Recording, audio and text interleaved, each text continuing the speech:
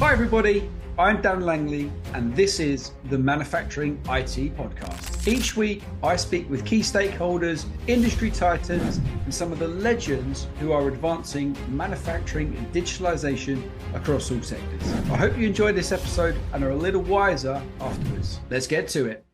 Hi everybody, welcome to the latest episode of the Manufacturing IT Podcast. I'm joined today by Geoff Swafford. Geoff's the Manufacturing IT Director and Facilities Engineering at KBI Biopharma. Geoff, welcome to the podcast. Thank you, Daniel. Glad to be here. So, Geoff, for those who are not familiar with you and your background, maybe you could start by giving us a bit of an overview into your career and what led you to joining me on the podcast. Sure, Daniel. So, I guess my career started at a young age of about 13 when I started managing fantasy baseball using Lotus 1-2-3 and the wonderful world of, macros and behind the scenes programming. And I've been kind of, an IT geek ever since then. But professionally, I started with the Navy. I spent 8 years in the U.S. Navy, working primarily, in operations. And a lot with IT systems and, kind of really getting an understanding of the technical side of IT during that time. Got my degree while I was in the Navy in software engineering and worked as a software developer after I got out. Then when the dot-coms blew up and I lost my job, as did many others, got into the pharma industry doing computer systems validation and helping out with automation implementation in those items. And that's where I first broke into this industry. Pretty much had the opportunity to validate just about anything with a computer attached to it, whether it was in the lab or the manufacturing floor or enterprise IT. And was really fortunate to have a good breadth of experiences. But as many do in the computer systems validation world, I got back to kind of my roots. Right. And away from that area, working now more, with technical systems, more on the enterprise side. And, I had some foundation with MES just through validating some MES systems and then got into technical implementation and had an opportunity with Lonzo about, 13 years ago. And I primarily implementing one of their products, Moda EM, which it's kind of a niche QC micro software for, paperless lab for QC micro operations. And had an opportunity to work with kind of a homegrown product there at Lonzo. At the time, they had it branded differently, but it was essentially an MES that was kind of geared towards cell therapy and was being used for cell therapy manufacturing at Lonzo. Initially at one of their plants. And, we kind of looked at the what was built and saw a potential opportunity. There was a lot of innovation in that product. It was designed, really around kind of a user-centric, approach to MES. It wasn't, kind of your typical MES, which is, built around the automation or the materials management. Worked really well for cell therapy. But those of us who had experienced MES, we really saw potential with that. And, I was able to kind of shift my focus there at Lonzo to be kind of more of a product owner for this potential new product. I partnered with some folks in sales and marketing and with our development team there at Lonzo. And, it's about a 4 or 5 year journey. But, we did extensive, voice of customer and different things. And we're able to kind of, build out the product to be a full service MES offering that we felt was a real, kind of differentiator. And launched it commercial about 4 or 5 years ago. And I stayed long enough to kind of get a footprint going. And then, one of our first customers was really taking the product and wanting to use it to the vision that we had of what the system, would be able to do. And so I joined that organization, leading that effort around the implementation, and then a wider area around, all manufacturing systems and facilities and engineering systems there at KBI. So I started with KBI about 2.5 years ago, coming over from Lonzo. So. No, that's a great intro, Geoff. Thanks. And we'll talk more about the work and the bits and pieces at KBI. But I just wanted to start by talking a little bit about your time at Lonzo. Now, a large portion of our audience, Geoff, come from regulated manufacturing and life sciences. But for those that are kind of maybe outside of that space, tell us a little bit about who Lonzo are and some of the work that you were doing on that. In that role. Yeah, so Lonzo is a full service CDMO. They provide those services in multiple modalities: mammalian, microbial, cell and gene therapy, DPS services. And they're also involved in other areas. They're a very large and diverse company. But those are the areas that we primarily would interact with. And when you say CDMO, Geoff, just for those that are not familiar, what's CDMO? Yeah, so it's a contract development manufacturing operation. So basically, they'll take a molecule or a gene or a product that needs finishing or and those types of things, and they will a clinical scale, if you will, and figure out the right way to manufacture it and scale it up, right, to whatever level that you want to go, or to see it through whatever regulatory process that you're in, whether it's clinical manufacturing, different phases. But yeah, they provide a full service offering to help their customers do that. And it's very similar to what KBI does as well. Lonzo is a much bigger company. KBI is what we would call an up and comer, right? But it's definitely up and coming. It's it's exciting, the vision. And Geoff, just again for the audience, why would a company use a CDMO? What would be the kind of benefits and use case for asking another company to take part of the project on? Yeah, I mean, I think the industry really recognized this probably many years ago, right? And what kind of company do you want to be? A company that finds and develops cutting edge medicines and therapies, right? But maybe you're not the best to do the manufacturing, right, or the scale up, right? You're out there looking for for breakthroughs and transformative medicines and those types of things, and that's your core business, right? Whereas CDMOs, they're more geared to handle that next stage. Now, how do you get it to your customers and at whatever scale, right, that you want to deliver that to the patient? And that's where the CDMO comes in. That's their core business. That's what they do. It's what they specialize in. And I think it's allowed the industry, I think, over the last 20, 30 years to kind of really transform, right? To where, you don't have to be an expert in engineering. You don't have to be an expert in manufacturing and in research and in development, right? And be on some sort of massive scale. You can focus on what you're good at.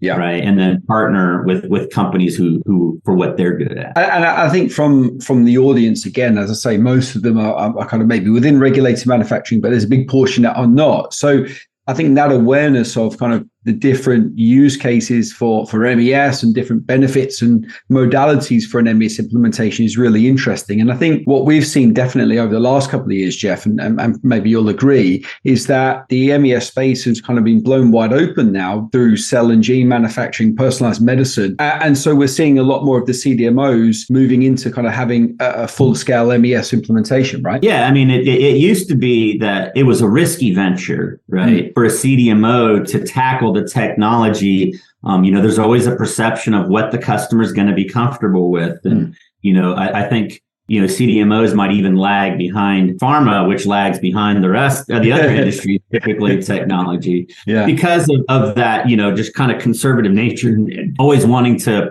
present something that's going to be palatable to a wide client base. But I think that has changed. I mean, if you look at the big CDMOs, or we're talking Lonzo or Thermo or, any of these big companies, it's not, the risk isn't having one, it's not having one. Right. I mean, if you want to be a competitive offering in the CDMO world, you have to bring that to the table nowadays. Or you're going to be clearly differentiated against. And again, that leads us really nicely into the work at KBI. And again, I'm not going to go there just yet, but that's a really interesting part of the second half of the podcast. But just take me back, Geoff, to the role that your senior kind of product strategist role at Lonzo. You're an IT guy, technical guy, worked in pharma validation.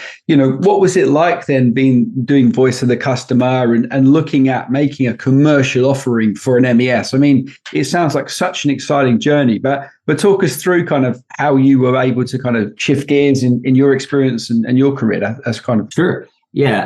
Well, number one, it was the funnest thing I've ever done in my life. And I don't know if I'll ever get that opportunity to do it again.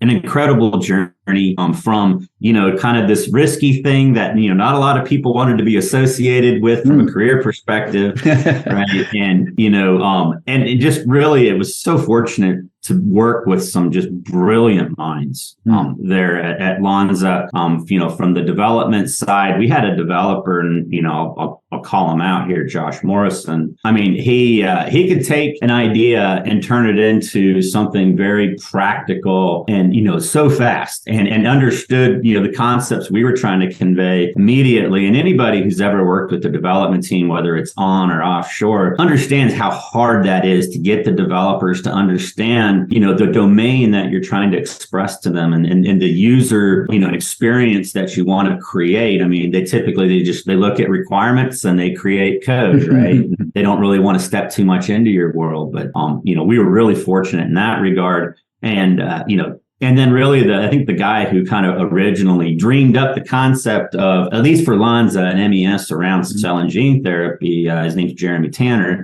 He laid a foundation that we were able to build on that was, really a lot of the core of what makes that software, what I feel is pretty special. I mean, we did an extensive voice of customer, as part of one of the first things we did, where we talked to all of the current, MODA EM, the other MODA software, right, that Lonzo had. We talked to all that customer base. We interviewed many other customers. We went to show and conference trying to get an understanding of what the problems and the challenges were in manufacturing from the user perspective. I think, that was what we wanted to stay true to from a product standpoint, that, we were creating a user experience. And then some of the traditional things that MES has to be able to do, which, is integrate tightly with materials and, integrate tightly with the automation and those types of things. Right. Those were obviously going to be important, but they weren't the core of what we were trying to achieve. And so, we were able to do that. And that's what made the journey so fun. All of those interactions, all of that, just kind of the latitude that we had to, take these concepts and these ideas and turn them into real functionality in the system. I mean, that's, like I said, it's the funnest thing I've ever done. And I miss it every day, to be honest. But, those opportunities, they come and they go. So yeah, no, and it's a great story, Geoff, because I guess it's a bit like being a kid in a sweet shop. You're speaking to business. You are a business user, speaking to other business users, on the shop floor in production, understanding the challenges, and then working with someone who can translate that into a product. I mean, it's everything that you could ask for. Usually when I speak to people in MES, there's always a complaint with the system that they've got. It doesn't do this, or we wish it could do that. But if you're working in a scenario where you've got a problem and the ability to solve it all within the kind of same team, I mean, that's fabulous. I can see why that was so enjoyable. Yeah, it really was, Daniel. And so talk us on from there then, Geoff. So product became commercialized and was able to, sell that and get other customers, external customers using the platform. Tell us a little bit about how your role evolved then into that kind of implementation role and how that kind of developed, Geoff. Yeah. So, I think the challenge was when we had something built out enough to do a full commercial release, or we were getting near that full commercial release, we needed to find a company that would partner with us, right, and be that first customer. Right? That's a lot of faith. And, yeah, it really was. And at the time, it was. I mean, I just honestly probably pure dumb luck, right?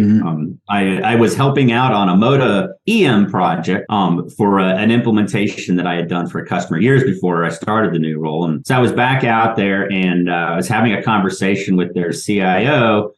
Just over a cup of coffee. And it was, just one of those, hey, what are you up to? What are we up to? And so I was explaining what we were doing with the new product. And he's like, well, that's interesting. We've been searching for an MES, right? And then they're a large scale compounder, right?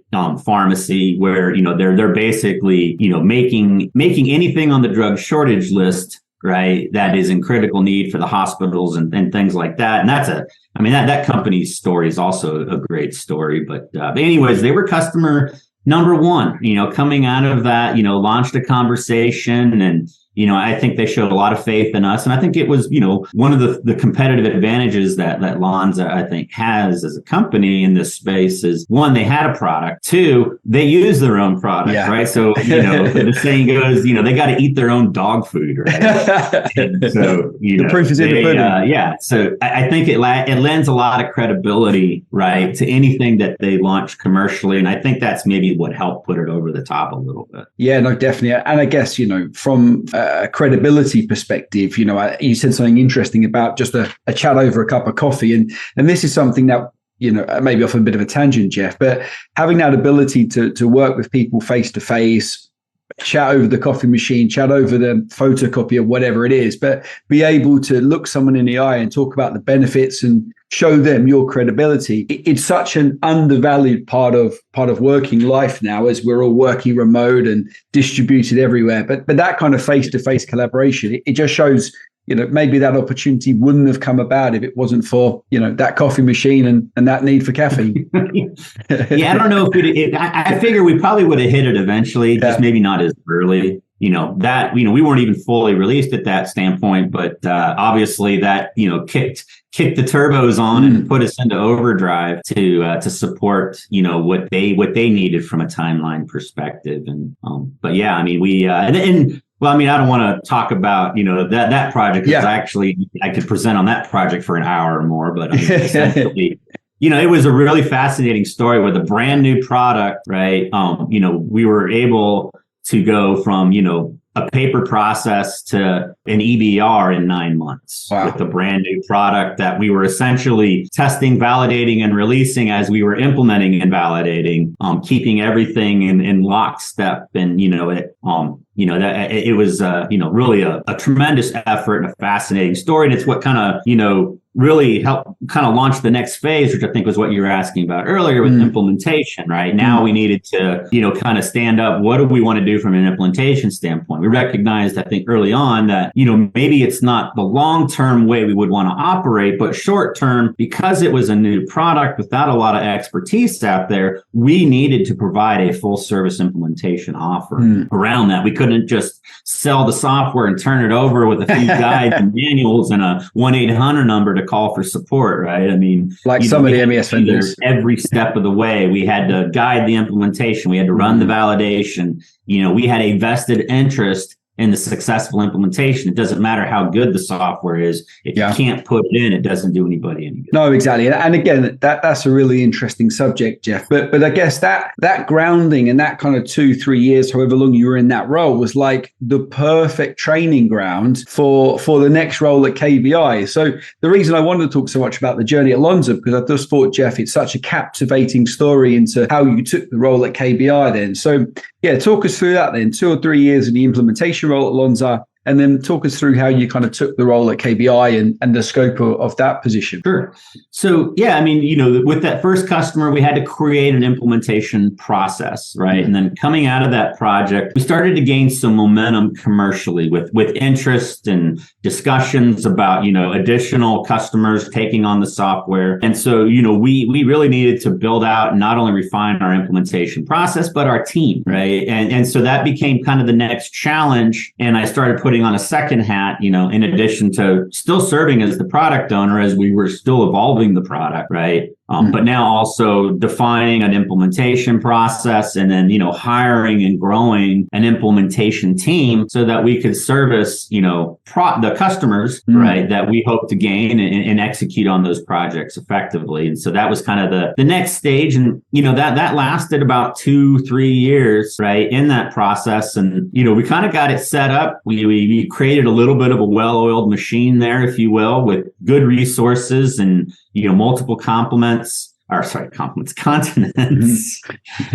to be able to, provide that full service offering around implementation.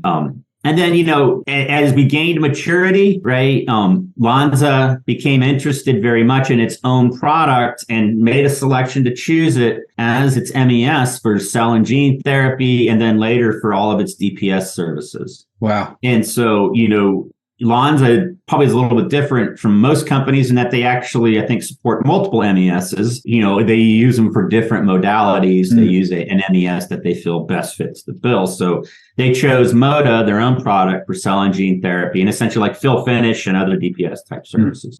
And so it was gaining maturity. It was gaining, a lot of focus. And, anytime you have that happen, you get a lot of help, right? Yeah. You get a lot of more people involved. And, it was really nice and very gratifying and satisfying to see the level of success. But at the same time, is my own kind of impact and influence diminished, right?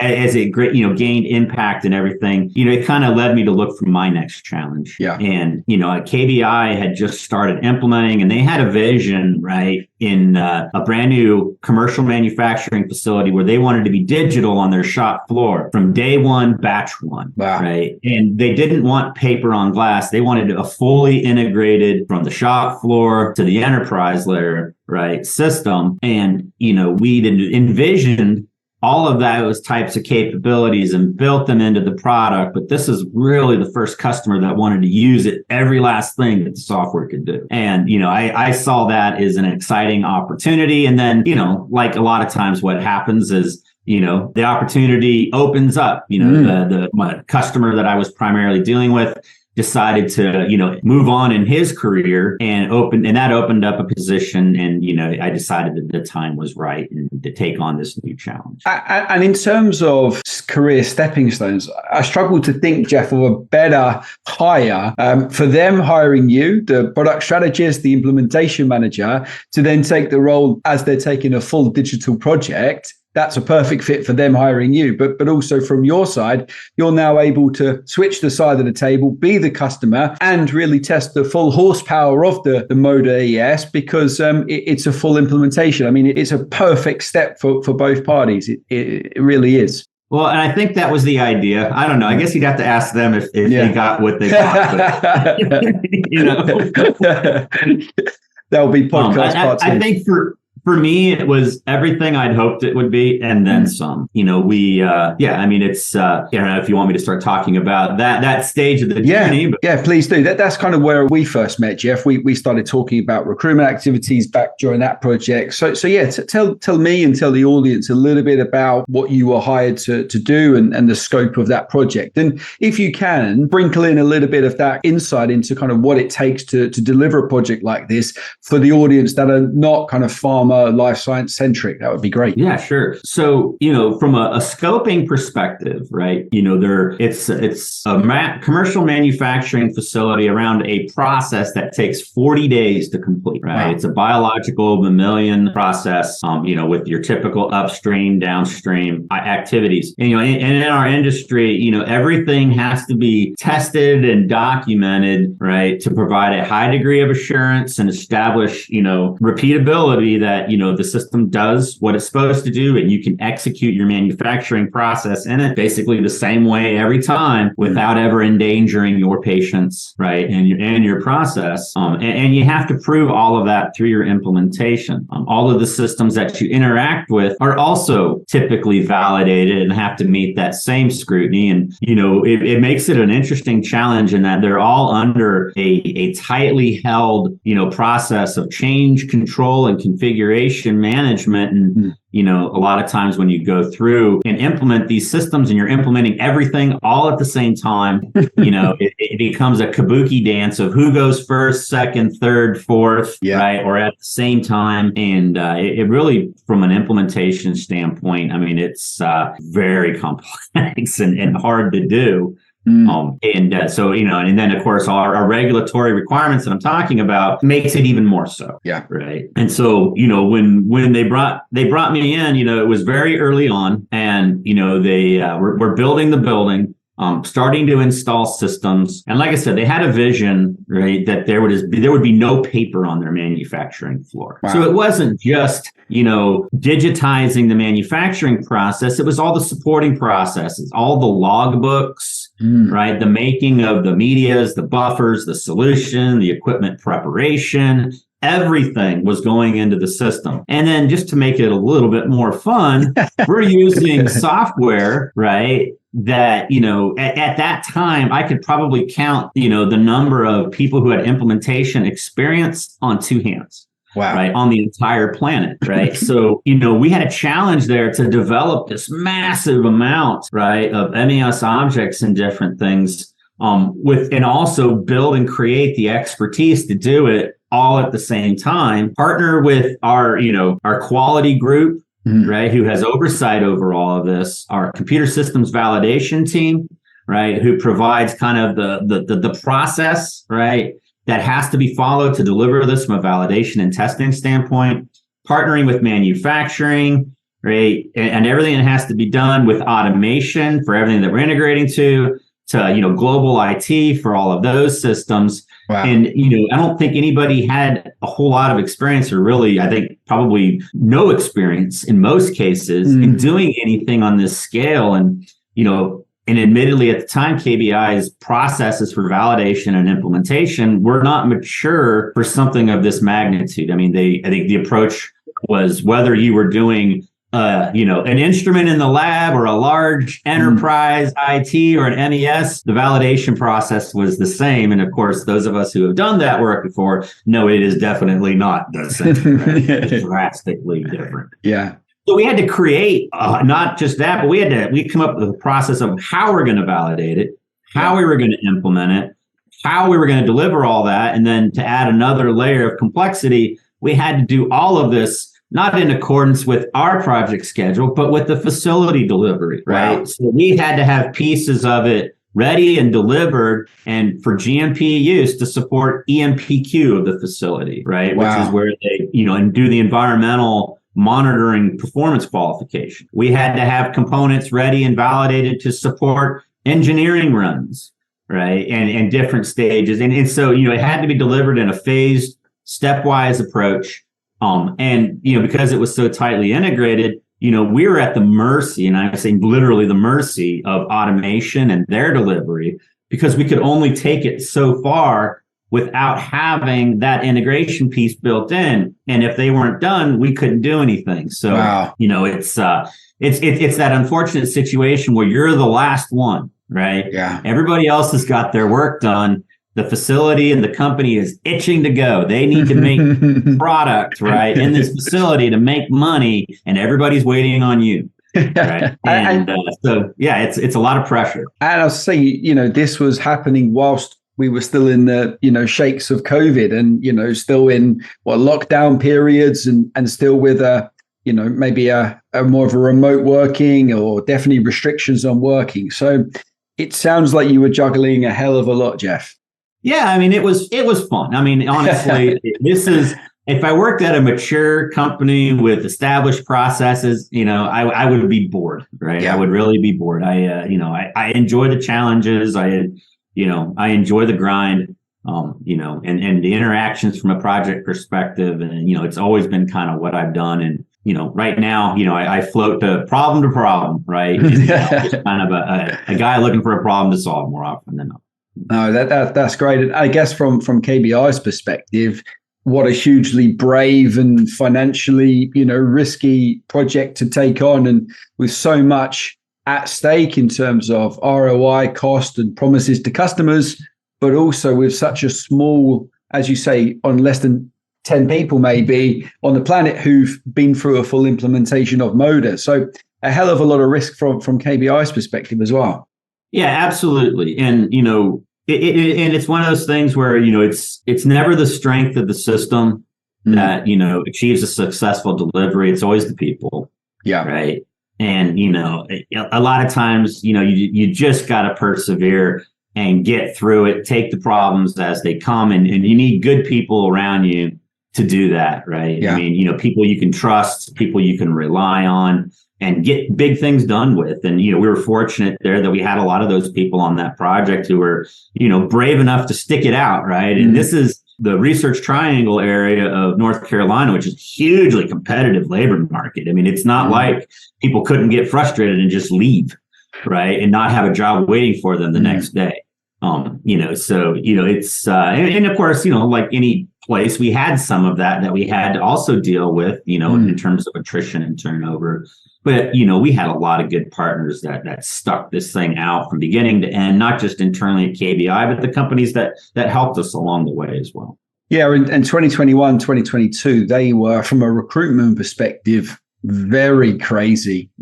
As you say, RTP's a super competitive space. So the demand for MES engineers was huge. So yeah, I guess juggling everything that you were doing, plus also maybe some recruitment headaches, it was a tough time, but as you say, a fun time. Yeah, absolutely. So look, Geoff, just tell us a little bit about maybe some of the, interesting lessons that you learned along the way of that implementation. And I appreciate maybe we've got to be careful in terms of KBI's IP and, confidential information, but maybe some of the listenership and audience would be interested in some of the kind of lessons that you learned and ways you overcome them. Sure. So, I talked about, the lack of expertise, available to help us with this work, at least product expertise. Now, obviously, there's engineers and companies out there who have a lot of MES expertise. And so, and automation. And so, we took an approach, right, of we worked with several companies, right? And so we had a company kind of tackle a scope around, say, the electronic logs. And we had a company tackle the scope around some of the more infrastructure type components that you have to create when you put a system like in like this for the first time, right? Things like, processes for, how we would take a sample on the manufacturing floor, or, how we would interact from a core perspective with automation or with Pi. Historian or something like that, those things that once you build them, you use them, for the rest of the system's existence, but you still got to build them and put them in. Yeah.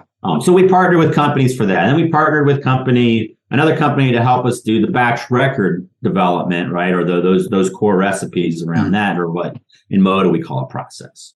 And so, that was our first lesson learned. Don't do that. So we struggled with consistency in delivery, as you can imagine, when you're working with three different firms, keeping everybody aligned and delivering. We were trying to use an agile methodology around the development, and some companies were familiar, some weren't, and it was hit and miss. Yeah. In some areas we got good performance from our partners and a good delivery. In other areas we didn't. And, at the same time, we were trying to build our own internal core expertise through, the hiring of some key individuals going forward out of that. But, the lesson learned, I think, was, find a good partner early on. When you're first implementing and you don't have that core team ready on, internally yet, if that's, if you're going to do like a center of excellence or something like that, find a company and make sure they're capable of conquering the entire scope. And I think that was the first lesson, that we, was really painful at sometimes for us to learn.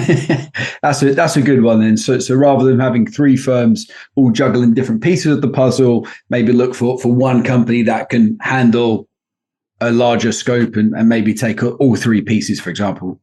Yeah, absolutely. I think there's good value there. And then I think, the other lesson learned is, don't underestimate the level of complexity when you're doing a high level of integration. Right? We were integrating to our calibration and maintenance management system. We're integrating to our materials system. We're integrating to the shop floor automation PLCs, right? In a lot of ways, kind of being a little bit like a factory talk, or kind of that level of batch interaction where we're kicking off phases, monitoring status bits to determine when a phase is ready to move on, moving forward the MES processes and recipes accordingly, interacting directly with PLCs in some cases. To read a piece of information, right? And then, huge interaction with Pi. Yeah. Right. KBI, I think, made a good, very smart choice in that, any piece of data that comes, through their manufacturing process and to the extent that they can within the labs will go to Pi. And they made that commitment early on. And so now, that provides a a tremendous resource from an MES perspective, right, for integration, where we can, not only read data from Pi that's meaningful to the process, right, but then, in a lot of cases, like especially when we're interacting with specialty manufacturing instrumentation, like a Vicell or a Solo VPE or some of those devices, right, where they don't have an inherent capability maybe to talk to Pi, we were actually able to use Moda as like a middleware, right? Where Moda, has very diverse integration capabilities and was able to actually integrate with those instruments and then write the data over to Pi. Wow. So in that case, we're a data provider to Pi, more in the context of an event frame than the asset framework. Yeah. Right. But all of those things add layers of complexity. The delivery of those systems, has to be timed and done in a way that you can still deliver what you have to do, right? Especially on the automation front. When the automation's running late, you're running late, right? And you can't finish what you have to do until they finish. And so, when they're running late and you're trying to deliver a facility and now it makes you late, you need to be flexible. You have to be able to alter your plans quickly. And this I think, is both a lesson learned and a success from the project that we did there, in that, we were, a little bit late probably to react to what that was doing to our schedule, where we had kind of a balanced, implementation process for delivery where, we were able to kind of sequence the delivery of all of the different pieces and parts in a way that coincided with the level of resources that we were staffing and providing. Well, it took us a little bit, but once we realized that the automation and some of the other components were going to be late and were going to push us out, right, we, finally did realize, well, we need to change the whole resource model now on how we're staffing this project. Okay. Right. And instead of doing, 2 or 3 things in a nice sequence delivery, we got to be able to do 8 things all at the same time. Right. And, that requires essentially, multiple work streams, a lot more resources, and, to be able to still achieve the timelines that we were being asked to achieve. And so that, I think, our ability as a team to be flexible and to stretch the teams we had, to quickly bring in resources, to leverage other, functional groups within KBI, like manufacturing, and some of those teams, to staff up essentially 4 or 5 additional implementation teams to tackle different work streams, all at the same time. You can't identify those challenges quick enough, right? Yeah. I mean, because they're huge, not only from a cost, but just a complexity standpoint. But then being able to recognize and adapt and flex quickly to a complex project like this is absolutely key, right? I mean, if you can't do it, you're not gonna meet expectations. Yeah, and I think that's one of the things. It's like most things in life. Once you've been through the mill, Geoff, you learn the tricks and abilities to be flexible and to be agile in how things are changed. And nothing worse than being stuck in the mud when everything around you is kind of moving at lightning speed. Yeah, absolutely. Like the saying goes, Daniel, when you're going through hell, you just got to keep going. Yeah, most definitely. And look, Geoff, I guess we're approaching almost the end of the podcast now. And one of the things I like to ask people, especially that are in the MES space, a bit of a crystal ball time. But what are you seeing, Geoff, in terms of MES from the shop floor and from the customer perspective? Where do you think MES is going in the next kind of maybe 2, 3, 4 years? What's your thoughts on the MES space as a whole and the growth? Yeah, well, I think what we're seeing is a change, right, and a shift, at least in my industry, from an MES perspective, where there's some really bold new offerings out there from a technology standpoint. I mean, not just Moda, but there's some other ones there with like Tulip and Apprentice, and they're taking a different tact, right? And I think maybe focusing a lot of the same things that we focused on, which was the user experience and the user interaction with the systems. And I think it's forcing a rethink from the established MES products, right, on how they're delivering. And so we're seeing a lot of change, I think, from a technical standpoint of the products that are out there, and where those products are going from a visionary standpoint and a roadmap standpoint. Additionally, I think we're seeing a lot of thought change in how we regard how those systems are architected. It used to be like, MES will never be in the cloud, right? And, because it's too critical, you can't afford for it to go down. You need to have your own architecture, and it needs to be on-prem. And I see now that people are realizing that, you can provide, the same level of business continuity, right, through a cloud offering as you can with an on-prem offering. And at the same time, achieve lots of cost savings without having to maintain your own architecture. Yeah. Right. It kind of, creates more opportunities for harmonization and standardization across the industry. Yeah.